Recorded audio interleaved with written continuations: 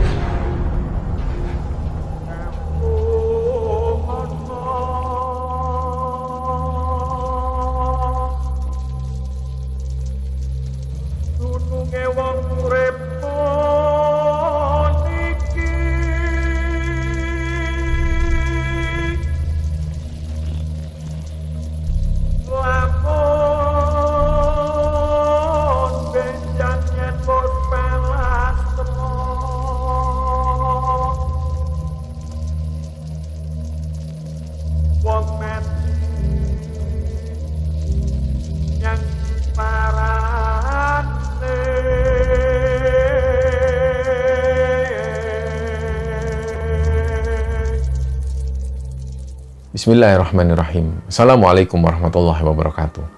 Sobat Kembara Sunyi dimanapun berada, pada kesempatan kali ini kami akan membagikan cerita yang dikirim oleh Sobat Kembara yang bernama Daniel. Sebelum kita masuk ke ceritanya, untuk teman-teman yang nonton tayangan ini dan belum subscribe, jangan lupa untuk subscribe lebih dulu agar channel Kembara Sunyi ini lebih berkembang lagi dan kami lebih bersemangat lagi dalam membuat konten-konten terbaru di Kembara Sunyi. Dan untuk teman-teman yang telah mendukung kami sejauh ini, kami mengucapkan terima kasih banyak. Semoga amal kebaikan teman-teman dibalas kebaikan berlipat oleh Allah Subhanahu wa Ta'ala. Oke, jadi untuk cerita kali ini, ceritanya dikirim oleh Sobat Kembara yang bernama Daniel. Jadi Daniel ini asalnya dari Kediri, Jawa Timur. Dan untuk kesempatan kali ini, Daniel ini ingin menceritakan suatu kejadian yang pernah dialami kakak perempuannya dan juga ayahnya. Dan kejadian ini pernah terjadi di sekitaran tahun 2007. Jadi Daniel ini 3 bersaudara. Dia laki-laki sendiri dan 2 orang kakak perempuannya itu juga tinggal di rumah yang sama. Dan pada saat itu di tahun 2007, kakaknya Daniel yang pertama itu, yang namanya Maria ini, dia ingin mengikuti tes seleksi masuk Polwan. Jadi karena rumah mereka itu di Kediri, sedangkan tes ini dilaksanakan di daerah Madiun. Jadi waktu itu setelah mencari informasi tes seleksi ini kapan diadakan, dan setelah dia dapat informasi, semua persyaratan ini dipenuhi, termasuk pada saat itu Maria ini sudah mempersiapkan dia pakai kemeja atasan putih dan pakai rok warna hitam. Nah hari itu karena dia harus berangkat pagi hari, jadi nggak mungkin dia harus naik transportasi. Dia pun minta tolong ke ayahnya. Jadi Maria bilang ke ayahnya, dia minta diantar ke Madiun. Nah hari itu jam 4 pagi mereka sudah siap. Jadi Maria diantar ayahnya naik mobil, berangkatlah mereka menuju ke Madiun. Sampai di Madiun itu sekitar jam 6:30. Dari situ Maria pun langsung mengikuti seleksi tersebut. Kira-kira sekitar jam 3 sore, tes ini sudah selesai. Nah berhubung pengumuman lolos ujian ini diumumkan hari itu juga, jadi Maria dan ayahnya ini nunggu. Nah sekitar jam 4 sore ternyata pengumuman ini keluar, dan waktu itu Maria dinyatakan lolos untuk mengikuti tahap selanjutnya. Dari situlah mereka pun setelah mendapat informasi bahwa Maria ini lolos seleksi, mereka kembali pulang ke Kediri. Sekitar 2 hari setelah itu, mereka harus berangkat lagi mengikuti ujian selanjutnya. Seperti biasa, hari itu jam 4 pagi, Maria sudah siap, ayahnya pun sudah siap. Tapi ternyata waktu itu mobilnya ini mogok. Nah ayahnya kemudian ngomong ke Maria, "Sudah Kak, kita naik motor aja nggak apa-apa ya. Nggak apa-apa ya, daripada kita terlambat. Ya sudah, akhirnya waktu itu ayahnya ini ngambil motor dan mereka pun berangkat ke Madiun. Nah, sekitar jam 7 pagi, mereka sampai di sana, langsung Maria mengikuti ujian tersebut. Sampai sekitar jam 3 sore, lagi-lagi mereka menunggu hasil ujian ini. Dan sekitar jam 4 sore, hasil ujian ini keluar, dan sekali lagi Maria dinyatakan lolos untuk mengikuti tahap selanjutnya. Nah, setelah itu mereka pun pulang. Mereka naik motor dari Madiun menuju ke Kediri. Sesampainya di jalan, masih di area Madiun itu, sudah menjelang maghrib. Jadi sekitar jam setengah 6. Nah, tiba-tiba waktu itu Maria ini pengen buang air kecil. Dia ngomong ke ayahnya, ya, bisa menepi dulu nggak? Maria pengen kencing. Sebentar kak, nunggu kak. Kita cari SPBU dulu. Nah, Maria sempat ngomong ke ayahnya, emang ada ya daerah dekat-dekat sini, ada SPBU. Ya makanya dicoba aja, ayah juga lupa. Ternyata setelah sekitar 5 menitan, mereka ini nggak juga menemukan SPBU. Jadi, di samping mereka itu ada rumah-rumah dan sesekali ada kebun-kebun. Dan waktu itu Maria nggak mungkin untuk kencing di pinggir jalan atau di kebun. Nah, secara bersamaan, sudah nggak bisa lagi nahan kencingnya itu, di sebuah rumah, ini di depan rumah persis ada seorang bapak-bapak tua. Beliau itu pakai sarung dan pakai kaos singlet warna putih. Beliau berdiri di depan rumahnya. Nah, waktu itu langsung secara otomatis ayahnya ini menepikan motornya. Jadi begitu mereka berhenti, ayahnya turun. Dihampirilah si bapak-bapak ini. Jadi waktu itu ayahnya ini minta izin ke bapak-bapak tua tersebut. Pak, mohon maaf, ini anak saya pengen buang air kecil. Dari tadi kami itu nyari SPBU belum ketemu. Oh iya, monggo, masuk aja. Ayo motornya dimasukkan. Ternyata sambutan bapak-bapak ini ramah sekali. Langsunglah motor mereka dimasukkan ke halaman rumah. Dan ayahnya Maria ini dipersilakan duduk. Dan nggak lama setelah itu keluarlah 2 orang perempuan. Yang satu ini ibu-ibu tua, mungkin istri dari bapak tersebut. Yang satunya lagi ada anak perempuan yang postur tubuhnya itu agak gemuk. Umurnya sekitar 25 tahunan lah. Dan dia ini pakai baju piyama, baju tidur.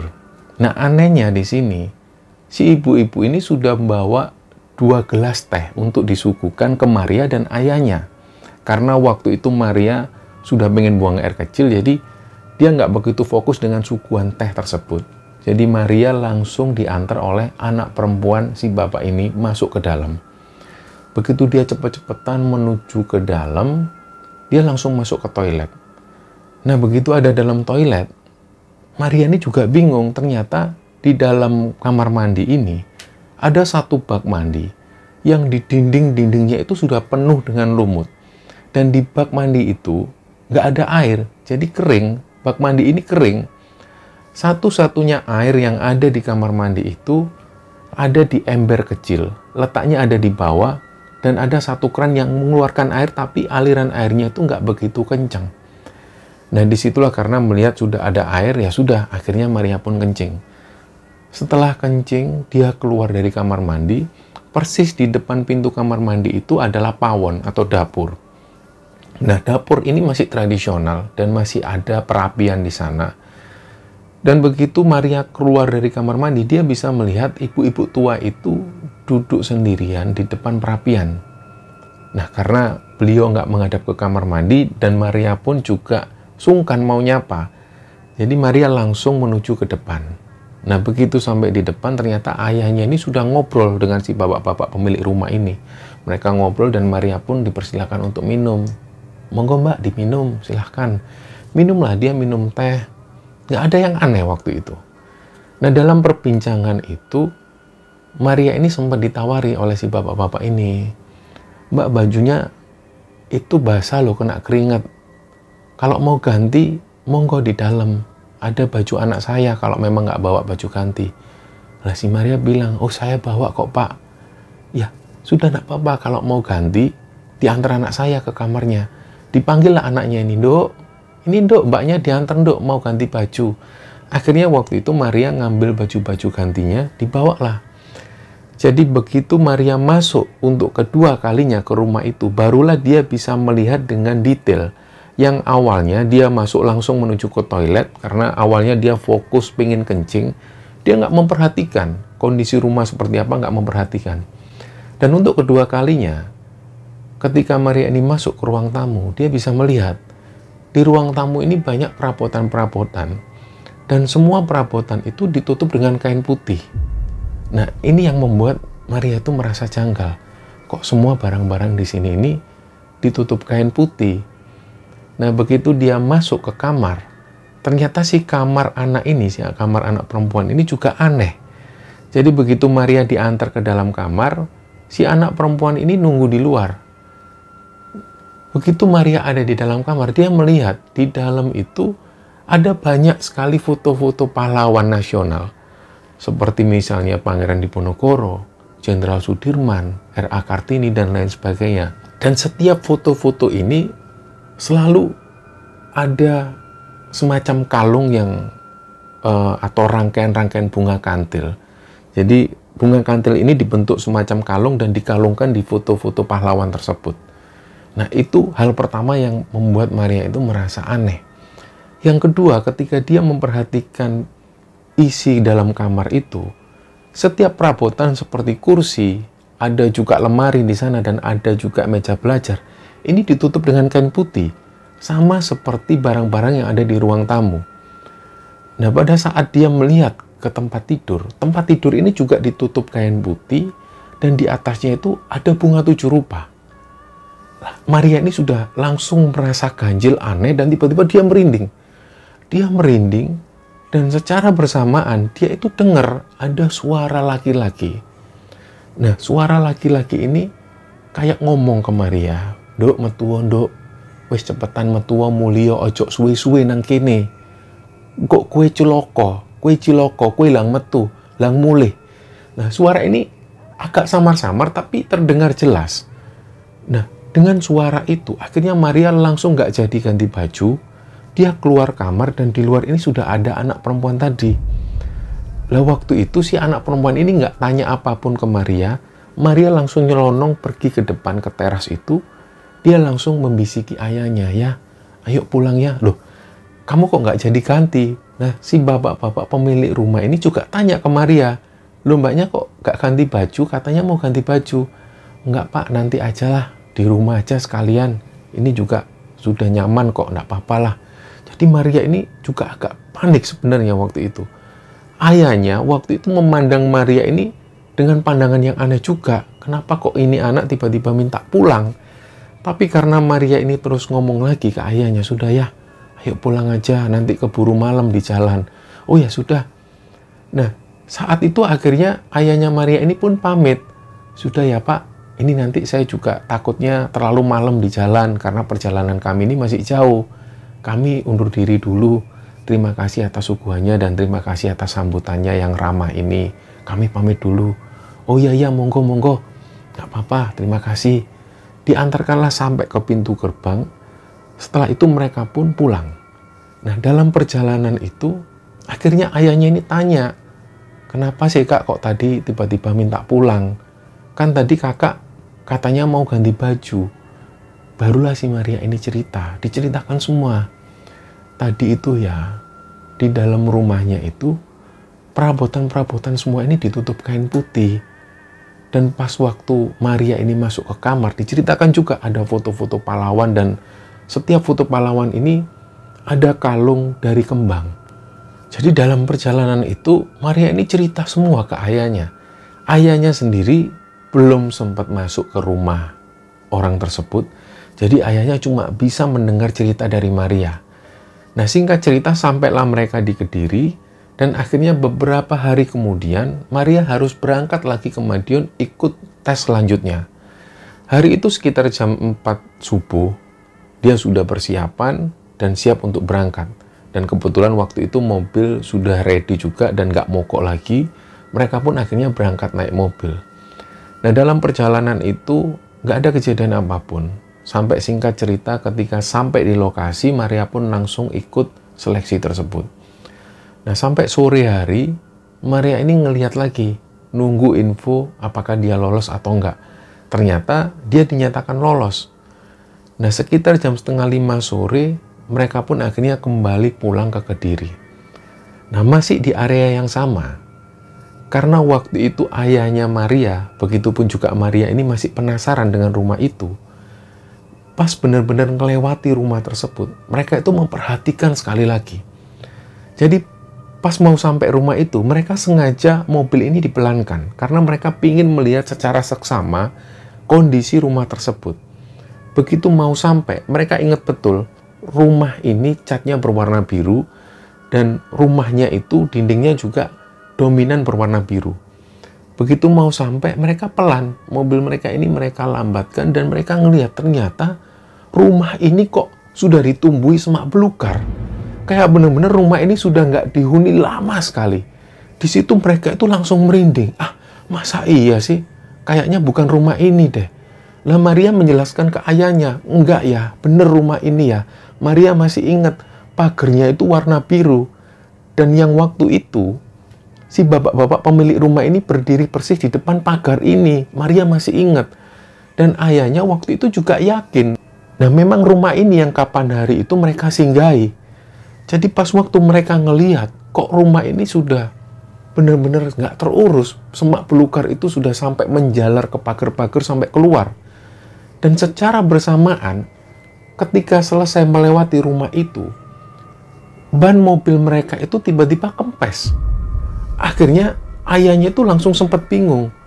Loh, ini kok ban ini tiba-tiba kempes? Nah, secara otomatis ayahnya pun langsung putar balik. Karena di seberang jalan ada tukang tambal ban. Dia langsung putar balik dan langsung menuju ke tukang tambal ban itu. Nah, begitu sampai di tukang tambal ban ini, dari arah tukang tambal ban ini mereka masih bisa ngelihat rumah tersebut. Karena rumahnya ada di seberang jalan.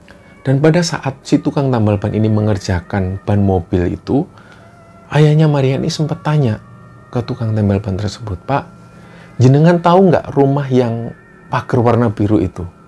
"Yang mana, Pak?" "Yang itu di seberang jalan itu." "Oh, itu. Iya, Pak. Kenapa, Pak? Itu memang sudah lama nggak ditempati atau gimana ya, Pak? Kok sudah ditumbuhi semak belukar seperti itu?" "Oh iya, Pak. Sudah lama, Pak. Sudah 5 tahunan mungkin sudah nggak ditempati." Dan langsunglah Maria ini noleh ke ayahnya. Ayahnya pun juga bingung. Langsung ayahnya ini ngomong ke tukang tambal ban ini, "Pak, 2 hari yang lalu itu, kami ini sempat masuk loh ke rumah itu." Nah, si tukang tambal ban ini nggak percaya, "Oh, sampai itu aneh-aneh aja, Pak. Wong itu rumah kosong kok." Dari situ ayahnya Maria ini ngomong ke tukang tambal ban ini, "Iya, Pak. Kami ini masuk ini loh, saksinya anak saya ini loh. Masuk ke dalam." "Iya kan, Dek?" "Iya, Pak. Kami masuk ke dalam." "Loh, yang bener, Pak." Jadi tukang tambal ban ini ikut bengong. "Yang bener, Pak, sampai masuk ke rumah itu." "Iya, rumah itu. Yang itu yang catnya warna biru itu." "Iya, rumah itu, Pak. Bener rumah itu." Nah, disinilah tukang tambal ban ini cerita, "Pak, saya ini sudah sekitar 10 tahun lebih jadi tukang tambal ban di sini. Jadi saya tahu betul rumah ini sudah lama nggak ditempati, 5 tahunan lah. Dan dulu ceritanya, ini satu keluarga. Dia punya anak 1 perempuan. Tiba-tiba waktu itu ada satu kejadian. Si anak perempuannya ini ditemukan bunuh diri di kamarnya. Gak tahu katanya orang-orang di sekitar sini, anaknya ini sudah benar-benar frustasi dan sampai akhirnya membuat dia bunuh diri. Katanya anak perempuannya ini sudah nggak bisa ngelihat kelakuan kedua orang tuanya. Nah, kedua orang tuanya ini disinyalir melakukan pesugihan. Sempat anak perempuannya ini sempat memprotes, tapi karena kedua orang tuanya tetap seperti itu, sampai akhirnya anak perempuannya ini stres dan membuat dia akhirnya bunuh diri.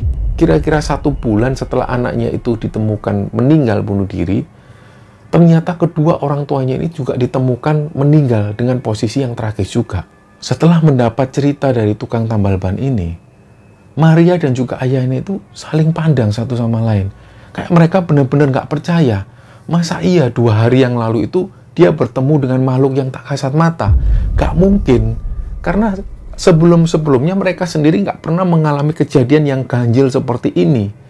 Dan setelah ban ini selesai, mereka pun pamit pulang, langsung menuju ke Kediri. Dari Kediri akhirnya Maria dan ayahnya ini cerita ke semua saudaranya, termasuk cerita ke Daniel. Dari sinilah kemudian Daniel menceritakan ceritanya kepada Kembara Sunyi, cerita yang pernah dialami oleh kakaknya dan juga ayahnya. Dan kejadian ini pernah terjadi di sekitaran tahun 2007 di kota Madiun. Nah, terima kasih untuk teman-teman yang menyaksikan tayangan ini. Semoga kita semua dalam lindungan Allah Subhanahu wa Ta'ala, dan semoga kisah yang kami sampaikan ini bisa diambil hikmah dan bisa diambil kesimpulan oleh teman-teman semua. Mohon maaf kalau ada salah-salah kata. Wassalamualaikum warahmatullahi wabarakatuh.